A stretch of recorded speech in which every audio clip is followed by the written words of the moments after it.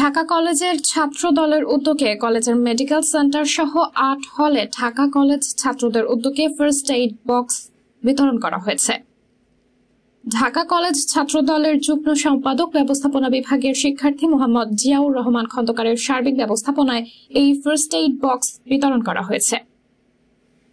এ সময় ঢাকা কলেজের অধ্যক্ষ অধ্যাপক AKM ইলিয়াস এই কার্যক্রমের উদ্বোধন করে। এ সময় ইসলামী ইতিহাস ও সংস্কৃতি বিভাগ অধ্যাপক ও সাউথ হলের প্রভোস্ট জনাব আনোয়ার মাহমুদ উপস্থিত ছিলেন। ঢাকা কলেজ মেডিকেল সেন্টারের ডাক্তার আহনাফের কাছে মেডিকেল সেন্টারের ফার্স্ট এইড বক্স হস্তান্তর করা হয়। বাকি ৮ হলের ফার্স্ট এইড বক্সগুলো অধ্যক্ষের তত্ত্বাবধানে হলগুলোতে পৌঁছে দেওয়া হবে বলে জানা যায়।